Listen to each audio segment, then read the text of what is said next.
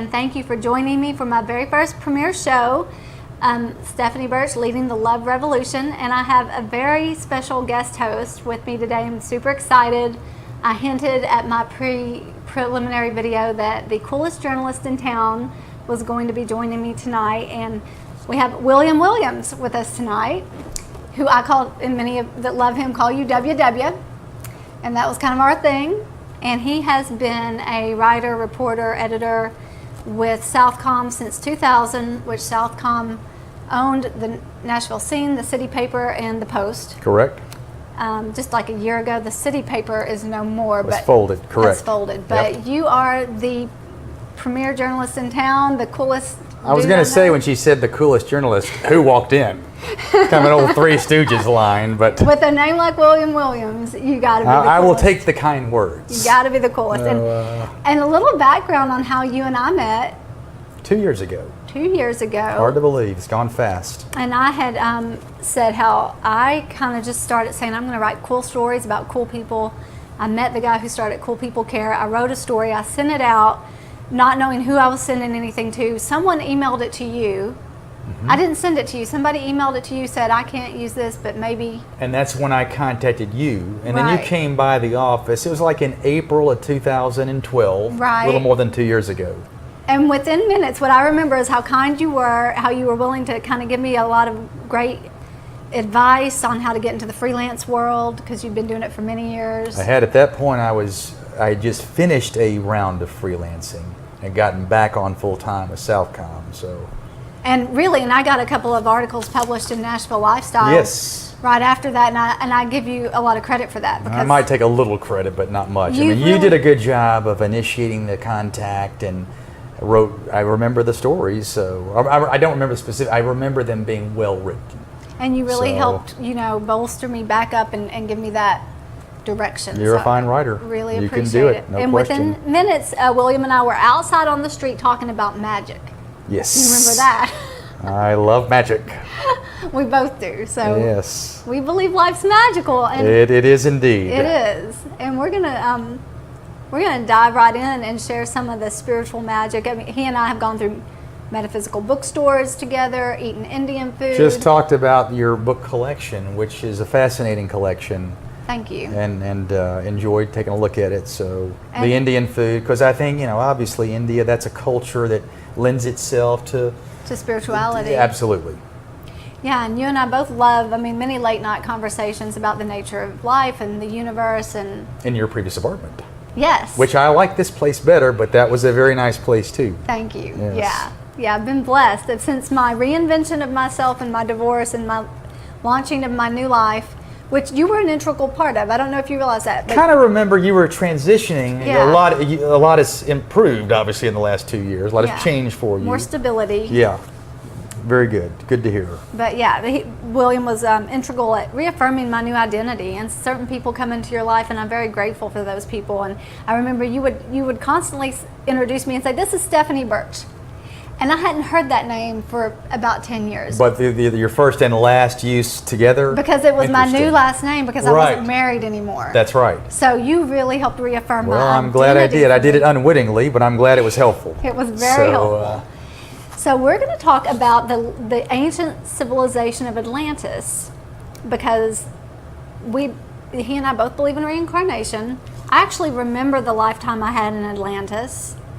And when I was watching Doreen Virtue's work on certain personality traits and key, even appearance traits of people who had lived in Atlantis and what's important to them, which is mainly the use of energy and how our planet is using energy and wanting the planet and humanity to use energy more wisely, and just their love of architecture, their love of structure, which you have, and it was like a little lightning bolt. William, that's where I knew him, in Atlantis. Right. And I felt like that was our connection.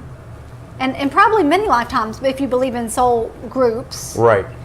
But you very much, you walk a lot of places, you recycle, you're very concerned about the planet's use of energy. I try to be. I could do a much better job, but yes, I think it's very important. We all need to embrace, I think, a more green living approach. We need to adhere to the simple living movement. I know some people can because they have large families and, their circumstances limit them. Right. But if we all did a little bit better job, it would make a major improvement. If everybody could do even Just a little bit. If everybody did a little bit, it would be profound. It would be profound. That's the right word. Yeah. And so don't get overwhelmed. I think a lot of us tend to get overwhelmed and think, oh, the problem's too big. I can't fix it. I can't contribute. But just recycle, or just turn your lights off and unplug your chargers a little bit more and walk where you can. And I mean, actually, one of the hugest things for the environment, and I haven't made that transition yet, is being vegan. That's a difficult transition. It's a difficult transition. Yeah. It can be done. Now, you're limited in terms of eating in restaurants, though, I think. Are you vegetarian or vegan? I am vegetarian, however, on a rare occasion, maybe once every 2 months, I will eat a little fish. Not much. Right. So I guess in theory, I'm pescatarian. Right. But for the most part, vegetarian. And I went vegetarian in '89. So it's a long time, 25 years. Right. So that's interesting because what I've noticed about people from that was already a very evolved, whether, if you believe it existed or not, Plato and Socrates wrote a lot about it. There were people that were descended from the few people that survived the cataclysmic tragedy of this entire continent imploding upon itself basically because of the misuse of energy. Which it probably will eventually, unfortunately. Right. And that got passed on, that they taught about architecture and they taught sacred geometry. And you have a passion for architecture above all. I do. Yes, I do. I love it. Don't know much about it, but I definitely have read a bit about it. I've talked to a lot of people who do understand it, including architects. And it's fascinating. And I think it tells us a lot about where we've been and where we're going as a human race. It's fascinating. And you even meet with a group once. We do. Once a month. It's Urban Planet Nashville. We've been meeting. We started in November 2005, going on 9 years. Interesting. So I don't know what we'll do for the 10-year anniversary, but we talk about planning and development, construction, mass transit, demographics, mainly Nashville, but we do on occasion discuss other cities. Because the city planning and the development of a city is a passion and interest of yours. Oh, it's huge. Yeah. And I think it's important. It's unfortunate, I think, if you polled 100 people randomly and said, what are your 10 favorite hobbies and interests? I don't think many, maybe 5, 10 at most, would list the built environment, the man-made environment, i.e. that is opposite of the natural environment. I think maybe 5 to 10 of those 100 would have the built environment in their top 10. Yeah, it's not a common hobby and interest. Right. However, I think there are a lot of people that would be much more interested in it if they did take the time. I think there are a lot of people that, particularly in Nashville now, that are fascinated by it because it's becoming more and more of a big deal. Nashville is really a cutting edge. Oh yeah. Green.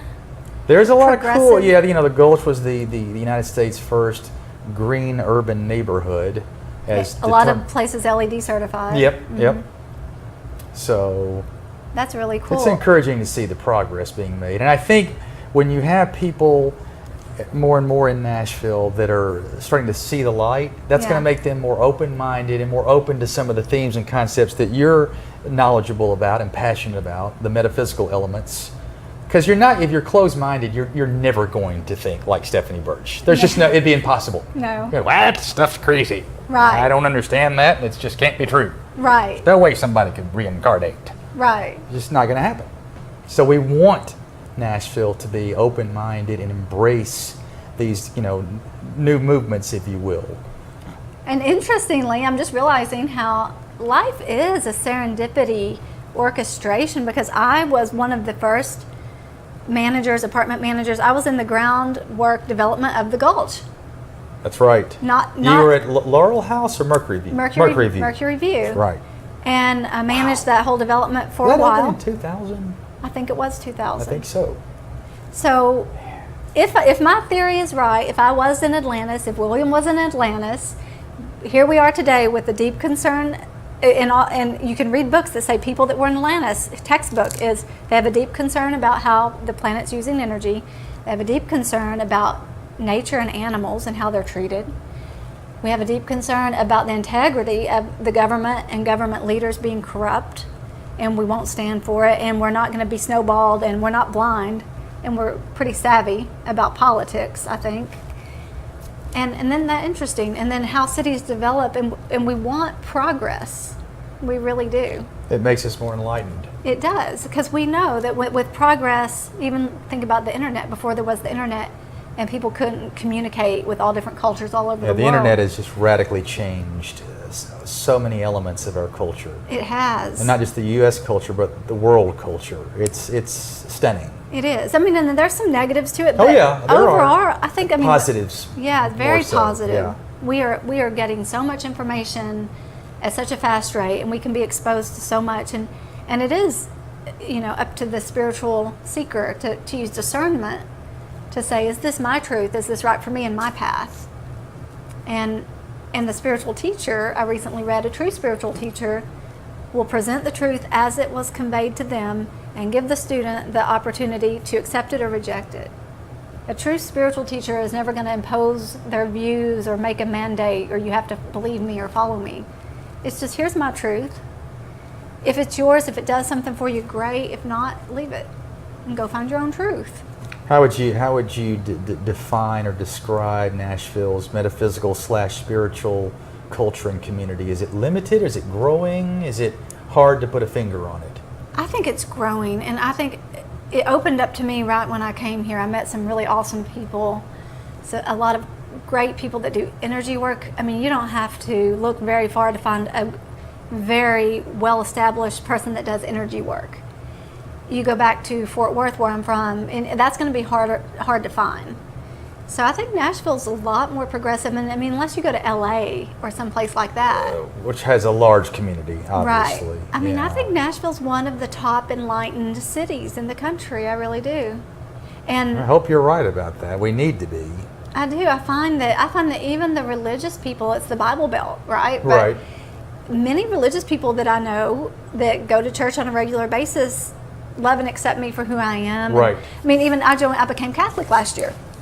And I told everybody I see angels, and I talked to Mary, and these are some of my experiences, and they were very embracing. They even talked to the bishop and accelerated the usual 9-month process, and they said, you're spiritually ready. You know what you believe, you're ready, you want to take this step, take it. And that kind of like... What church do you attend when you go? Cathedral on West End, That's usually. a phenomenal, speaking of architecture, Yeah, a it's masterpiece. beautiful. Oh, it's just a masterpiece. Yeah. And I went into religion, skeptical. I knew I believed in reincarnation, and I knew that I had been a nun in some of my past lives. I did know that. So I knew that there was a connection to Catholicism. I mean, but still not liking authority and organized religion. But the people there were just so loving and open and non-judgmental, and I was surprised to find maybe Catholicism hasn't always been that way. Maybe they've had a journey. Yes, I think that's fair. And Protestantism. I mean, there's definitely some brutal history there. But I actually have a guest coming on in hopefully in a couple of weeks, a priest that just retired that was very outspoken about the fact that there's not a hell, and you can't believe in a loving God and believe in hell, and that gays should have a right to be married. I mean, he was very outspoken and very loved by his parish. So hopefully he'll be on in a week or two. But that's not the priest at St. Edward on Thompson Lane. Yes. Who just retired. Joe Patrick Breen. Father Breen. Father Breen. That is wonderful. And I got my kitten Polly from his first cousin. How weird is that? That's amazing. Met the man on the street, and he had a litter of kittens. So well, the reason I ask is because it all ties together. My good friends, their parents attend St. Edward. Okay. And one of my two good friends, their brothers, said, "Yeah, I've got to take my parents to St. Edward because Father Breen is retiring." So when you said retire, I go, well, could it be the man? I couldn't remember Father Breen, but then it came. That's an interesting coincidence. It is. So, but he's considered a local legend. Yeah, he's a cool. I hear guy. nothing but good things about him. Yeah. So. And I'm seeing a pattern with me and cool guys, so I'll be interviewing Father Breen, I believe, soon. How old is Father Breen? Is he 70s? I think or probably mid-60s. I think he is he went a few years past what they normally require. He's probably to pushing retire. 70. Yeah, I think it's about 70. Yeah. But still going strong. Oh, he's in great health. He's got a great attitude. I don't know how long he was a priest, but probably 35 years or whatever, maybe 40. Right. That's impressive. So it is. And I mean, like you said, what a coincidence. Life is magical. The serendipity of how you and I met, and then the common interests, and it's just amazing. It's been 2 years. It goes is. so fast that you don't even realize it. Right. Now, on this, do you find that time goes faster as you get older? Because when I was young, and there was there were so many things I looked forward to when I was young. Whether it was going camping or the school year ending, right. And it just can't come fast enough. Right. Now there's not as much of that kind of stuff necessarily to look forward to, so you're not just so wanting it to come that quickly that it naturally, time goes faster. I'm finding time's going faster right. than it used to. I guess that's true. When you're anticipating something, it goes time slowly. moves slowly. Exactly. So maybe it's the lack of events to anticipate that causes time to seem like it's faster. And on the metaphysical theme, how you need to get my buddy John Matheson on your show. He's really into physics and astrology, or astronomy. Let me be specific there, but he knows this stuff well, and his conceptualization of time and space. Did you see the movie with George Clooney and? What's the woman? Sandra Bullock. They're astronauts. No, I didn't see that. That's worth seeing. Yeah. Definitely worth seeing. As someone as you are, who's into the universe, if you will, Mm-hmm. it's humbling. Okay. It makes you realize how small we are. Yeah. And if you can accept how small we are, then you can't rule out that yes, there could be life on other planets. There could be reincarnation. How can you say with certainty there's not, if you can accept how little we are in the grand scheme of things? That's a good point. So. And one of the first laws of physics is that we are all energy, and energy cannot be created or destroyed. It simply can change form, but it cannot be created or destroyed. It just is. Everything's energy. I just watched an Oprah interview with Annie Lamont, the spiritual author. And she well respected? Yeah, she is. And she's cool. And she said, we're all energy. Some of it's moving fast like the stars, some of it's moving slow like the table. Right. But we're all energy. And she goes, I know I'm energy and I'm a part of a bigger energy. And I know my limited small little mind is never going to understand it. No, we can't comprehend it. We can't comprehend it. And so, to think everything's the true arrogance. No, and that's true. To really open up and just say, life's definitely a magical journey that we can't fully understand while we're here in this body. It's a fascinating topic and theme, and I just know nothing about it, but I've always wanted to get the takes of people who do have a basic understanding of it and who read about it, and like you, and interested in it and have life experiences with it. It's just, I think it's something that we all need to be more open to. And there's a knowing in you, I think. I talked to my cousin that I hadn't talked to in many years, and he grew up strict Church of Christ, small town. None of this information was in his realm or available to him. And we had the coolest conversation. He even said to me, I've never told anybody this, but he said, I know that my soul has been in more bodies than this body. Interesting. And there was a knowingness and I always liked him. He was my favorite cousin. Hey, Doug. That's cool. I mean, he was my favorite cousin growing up. He seemed more aware than the rest of the people in my family, so we connected. So is Doug still in Texas? He's still in Texas. Okay. And, he really has a kind heart and just a desire to help people and lives a very simple life. But he said, I know my soul has been in other bodies. This is not it, this one lifetime. And yeah, the whole concept of soul is mind-blowing. It is. We can't fathom the power of it. We're just not, as humans, we're unable to. We are. So as such, we have to be open to its multiple possibilities. That's That's the easiest way to look at it. That's a perfect way of saying and it. Don't even try to understand it. Don't even try. And I'm gonna end tonight with a quote from Nietzsche. Have you heard of Nietzsche? The great philosopher. The great German philosopher. Yeah. And he said, and those who were seen dancing were thought insane by those who could not hear the music. Well done. So, a strong closer. A strong closer. Yes. I invite you to hear the music. William and I hear the music. We invite you to hear the music and join the love revolution Thanks for being a part of my first show, and I'll see you next week. Peace out.